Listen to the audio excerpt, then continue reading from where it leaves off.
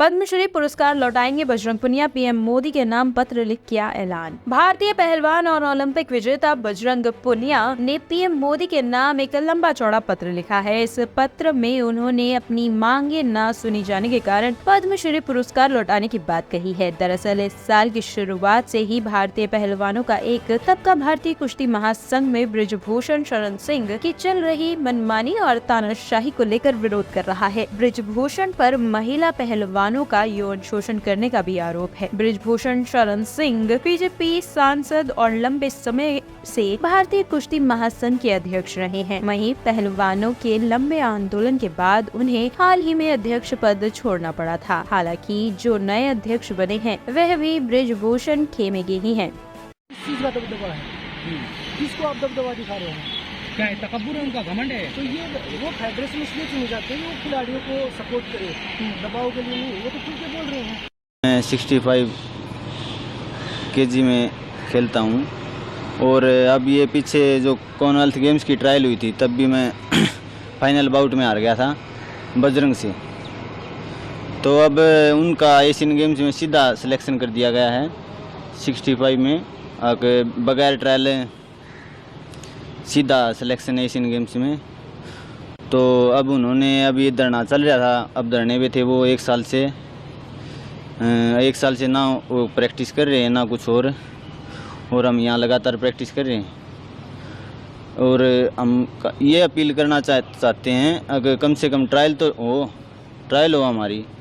हम ये नहीं करें अगर हमारा फेवर करो किसी चीज़ में, अगर बेनिफिट दो, अगर फाइनल लड़ाओ, हमें सेमीफाइनल कुश्ती लड़ाओ, या हम तो ये चाहते हैं ट्रायल लो हमारी।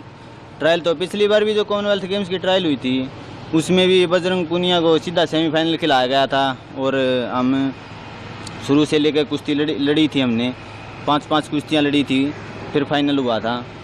तो इसके लिए हमें नहीं तो ये ट्रायल, कम से कम ट्रायल तो है ना, इसके लिए कोर्ट में जाने के लिए भी हमें अपील करनी पड़ेगी।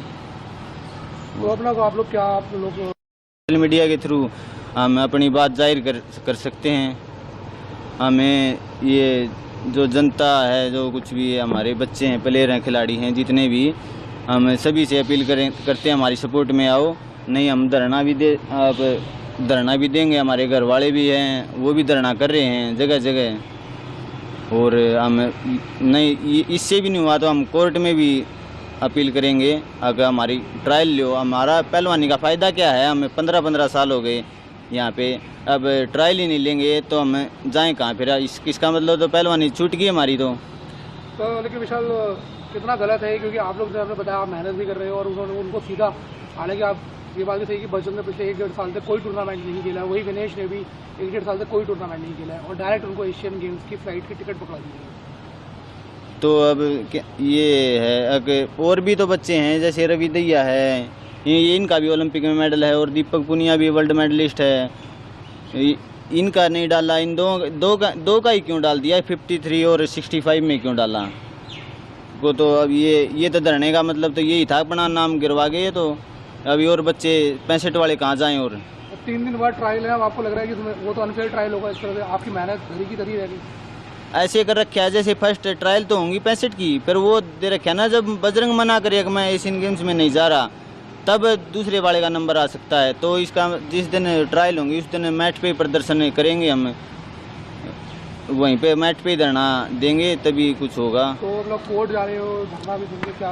कोर्ट में भी केस कर रखा है 65 ऑलरेडी, इसका केस कर रखा है। अब जो जज जो साहब वो सुनाएंगे फैसला, उसी को।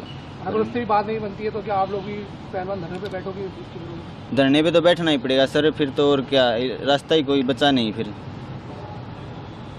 दिल्ली में लुढ़कपारा, ठंड से बचने के लिए लोग ले रहे रैन बसेरे में शरण। दिल्ली में रात के समय ठिठुरन काफी बढ़ रही है। इस वजह से सड़कों पर रहने वाले लोगों ने रैन बसेरे का सहारा लेना शुरू कर दिया है। पिछले कुछ दिनों में ठंड से बचने के लिए रैन बसेरे में लोगों की अच्छी खासी भीड़ दिखाई दे रही है। मिनिमम 50 लोग रहते हैं और उनको मतलब खाने की व्यवस्था भी है, सब कुछ 3 टाइम का खाना है और कम्बल उम्बल भी दिया जाता है। बाकी बाथरूम उथरूम भी सब कुछ, उनकी दिक्कत नहीं है। और बिल्कुल इसमें रहने के लिए पैसे नहीं जाते, निःशुल्क है बिल्कुल।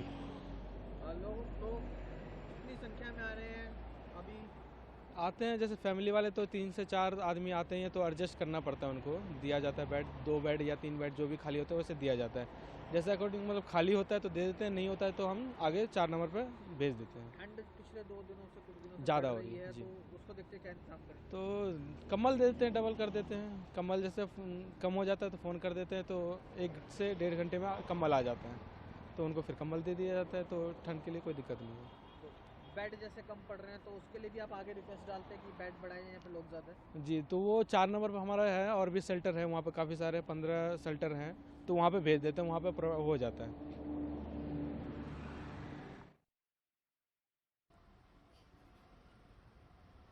छत्तीसगढ़ के कांकेरा में बड़ा सड़क हादसा, पलटे ट्रक से टकराई यात्री बस, 3 की मौत, 12 घायल। कांकेरा के चरमा के मार्कटोला घाट में सवारी बस एक्सीडेंट हुए ट्रक से टकरा गई। टक्कर इतनी भीषण थी कि 3 यात्रियों की मौके पर ही मौत हो गई और 12 यात्री घायल बताए जा रहे हैं, जिनका इलाज चरामा के सामुदायिक स्वास्थ्य केंद्र में चल रहा है। पूरा मामला बलोद जिले के गुरूर थाना अंतर्गत का है। तेज रफ्तार या कोहरे का कहर सुबह 9 बजे चरामा के मार्कटोला घाट में पहले से एक्सीडेंट हुए ट्रक से महिंद्रा ट्रेवलर्स की बस जाकर टकरा गई। टक्कर इतनी भीषण थी कि मौके पर ही 3 यात्रियों की मौत हो गई है, 12 लोग घायल बताए जा रहे हैं। मृतक और घायल काफी देर तक बस में तो फंसे ही रहे, जिन्हें पुलिस प्रशासन के पहुंचने के बाद बाहर निकाला गया और चरामा सामुदायिक स्वास्थ्य केंद्र में लाया गया। यात्री बस रायपुर से जगदलपुर की ओर जा रही थी।